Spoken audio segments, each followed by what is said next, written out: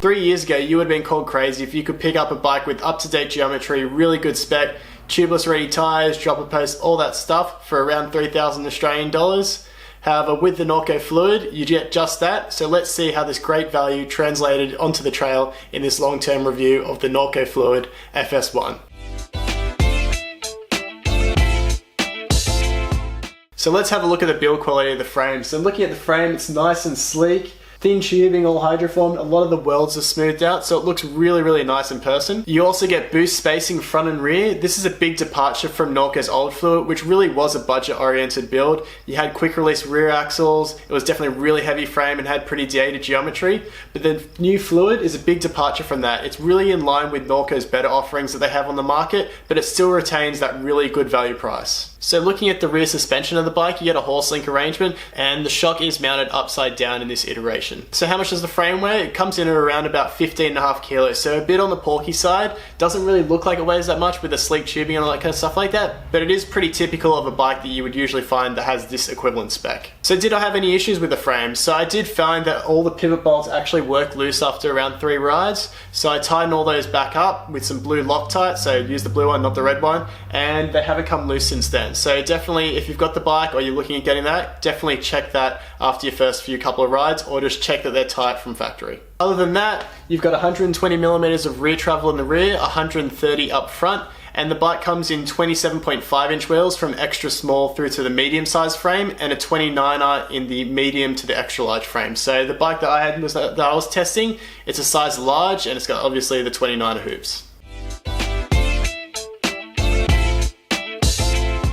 So the level of spec that you get for the money is actually really good. However, there were a few kind of spec choices that I didn't really agree with, and I'll go through those later, but starting with the good. The RockShox Revelation up front with the new debonair air spring and also the charger damper is a real standout. It's nice and plush, decent amount of support. It really, really is the best feature on this bike. NX Eagle takes care of the drivetrain. NX, it is a bit heavy, so you do definitely notice that in the rotating weight and unsprung mass ratio. However, it is a really good performer. It's pretty bulletproof, that's why it's so heavy, and I didn't really have any issues with it.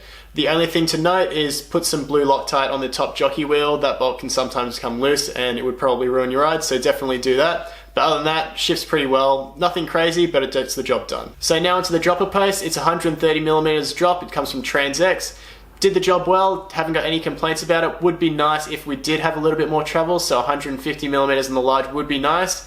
And I know there's models like that that exist, but considering the money and all that kind of stuff like that, it wasn't too much of an issue. And it comes with some decent wheels too. So you got a 29 internal width WTB rims, so they're set up tubeless really easily. You just need to put some tape and some valves in. They don't come supplied, so that will be something that you have to do. But they do give the tires a good profile, and super setup was super easy. So now onto the spec that I didn't like. So the Guide T brakes, I'm really not a fan of these. They're pretty dead in the lever, and they don't have much power either. Especially considering you have a 160mm rotor on the rear. This bike really wants to go fast, so using a bigger rotor in the rear would definitely help you significantly. But I'd probably change the brakes over to something like the Shimano Dior's, something equivalent level in Shimano, because they just have a bit more power for the money. So now onto the Maxxis Forecasters. They come in the 2.6 inch here. I can see why Norco spec this. They're a bit more forgiving, a bit more volume, so they have a bit more grip and comfort for those beginner riders, so I can see why they did it. However, they aren't very precise and they do puncture pretty easily, so I would like to see some better tires, so something more like a 2.3 DHR on the front or an aggressor on the rear. So something that's a bit more aggressive, because this bike does want to go fast and you've got to trust in the corners. So having something with a bit more grip like a DHR up front would definitely be more beneficial. Other benefits that you'd also see, it's also a bit more direct in the steering and it will accelerate a bit quicker as well because there's less rotational weight. So other than that, the finishing kit comes from Norco and TransX. The bars are nice and wide, 50mm stem. I did find the saddle was a little bit uncomfortable from Norco, so I'd swap that over. But all considering, for a bike that costs 3,000 Australian dollars, the spec's pretty good for the money. So let's have a look at the geometry of the bike. So Norco really hit this out of the bike. It really balances high speed stability with a bit of playfulness as well. So the balance is really good here. So the bike has a 76-degree seat angle. It felt a little bit slacker than this, but it still felt relatively steep, and that really helped with climbing. And the 430mm chainstays really kept things fun. And the reach was really roomy for more of a mainstream brand. So you got a 470mm reach, and this kept things nice and roomy. There is a slight imbalance from the longer reach to the shorter chainstays, so you do have to kind of weight the front end a little bit more than you usually would. However, this did complement the bike well. You got that extra reach, so a bit more confidence when you're descending, and the 430mm chainstays kept things nice and fun. Other than that, you've got a 66.5-degree head angle. This really complemented the longer reach well, and it really made the bike descend with a lot of confidence.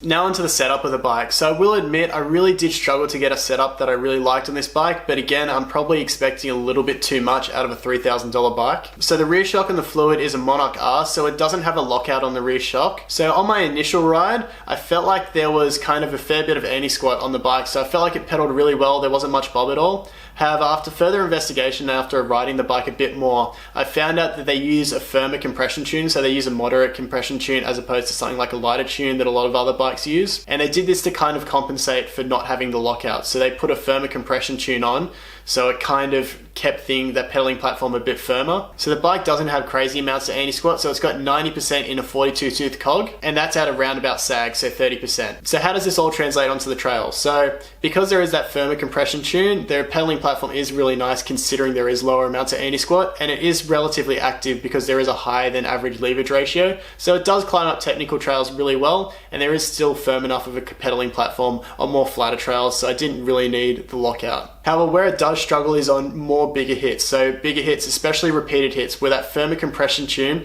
really makes the bike feel a little bit harsh. So what setup would I go with? So I'd probably stick with around about 30% sag if you do more trail sensor riding. So if a lot of your riding is kind of more trail sensor, say in Sydney like Hornsby and that kind of stuff like that, more machine built trails, more flowy kind of stuff, the base setting will give you pretty good results, still a good pedaling platform, and there is enough there to kind of handle some bigger hits. So if you do have more technical terrain, I'd run a little bit less pressure and probably put a volume spacer in.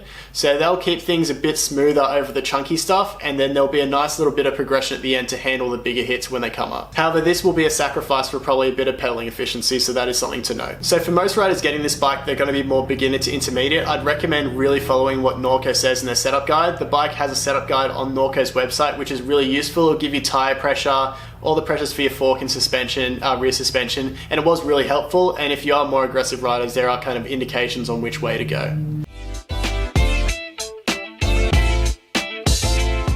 So as I said in my initial review, I feel like the bike still really climbs really well for a 15.5 kilo bike, and there is a decent pedaling platform there, and it is active enough over more technical terrain to give you a bit of traction. It was only when I was really putting down the power hard that I did notice that there was a little bit of bob. It's definitely not going to be the fastest bike climbing, given the weight and also the suspension performance and all that kind of stuff like that, but it is a really good bike to just sit in the saddle and plod along, and then more technical sections, you'll happily get up those as well, but it's not kind of more of an XC whip it definitely is more towards the trail end bike of the spectrum. And on more technical sections, that 76-degree seat angle really does help you.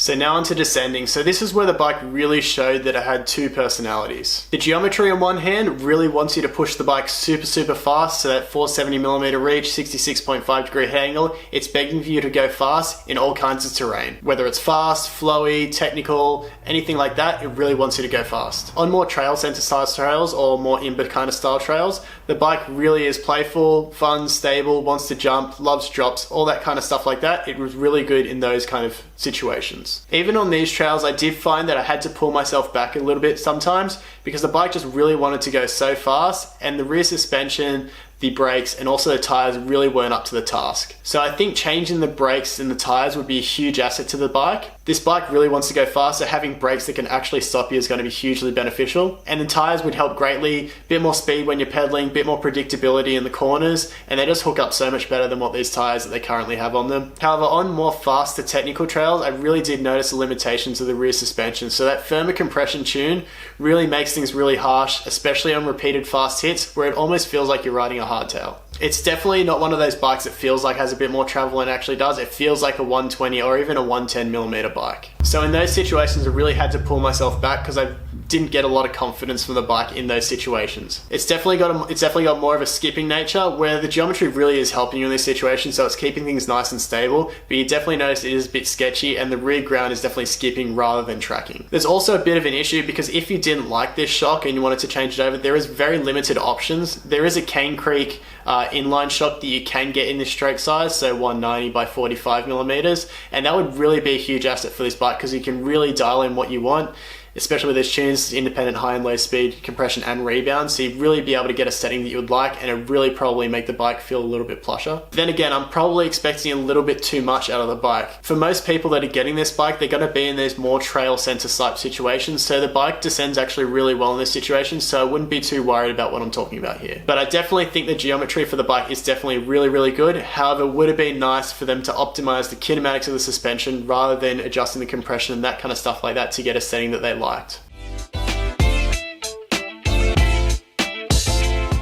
So let's really narrow down the positives and negatives of the bike. So starting with the positives. So then what you get for the money actually is really, really good. Apart from those small spec choices that I'd change, you get a hell of a bike for the money. The geometry of the bike really is good too. So that nice roomy reach, slack head angle, it really makes it a pretty versatile bike. And then also the stability of the bike. So because of that geometry, you do feel really stable and it is pretty good confidence inspiring. A lot of these more trail center trails and more Imba style trails, they might not be the most technical trails, but you can get up to some decent speeds on them, and having that stability there is definitely beneficial. So let's talk about some of the negatives. So the negatives, as I said, the brakes and the tires really aren't up to the task, and there'll be something that I'd definitely change over on the bike. The rear suspension, as I said, really didn't agree with me, but I think for most people it would do the job. And then also the weight of the bike, again, can't complain too much, especially considering the price of the bike and the spec that you get, but it is a bit on the porky side. So as I said, I'd change a few things. The order in that I'd change them, so we'd go the tires first so you get a bit more grip. The brakes so you can actually pull yourself up. The saddle, that's going to be the next thing, keep things a bit more comfortable. And then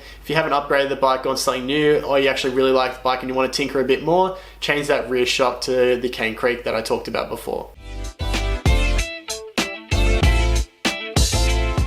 So the Fluid FS has been a bit of a polarizing bike for me. There's been rides that I've gone on where I actually felt like it's one of the best bikes I've ever ridden. So on those more trail center style trails, it's actually a really, really good bike. So for example, Old Man's Valley in Hornsby, this bike really suits that place really, really well. The geometry and the fork are the real standouts for me on this bike. However, there are definitely a few things that I'd like to see changed on the bike for next year. A bit more refinement in the spec choices. I definitely think that would go a long way with this bike. At the end of the day, when I finish reviewing the bike, I need to take a step back and really think about the bike's intended use, who it's for, the trails it's for, and the bike for those intended people and those intended use, it is a really, really good bike.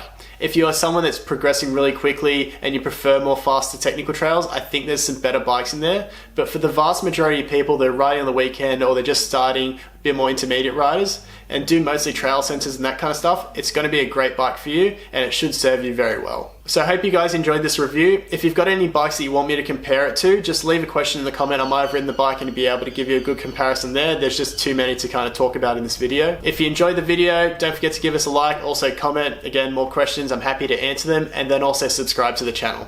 Thanks for watching, guys.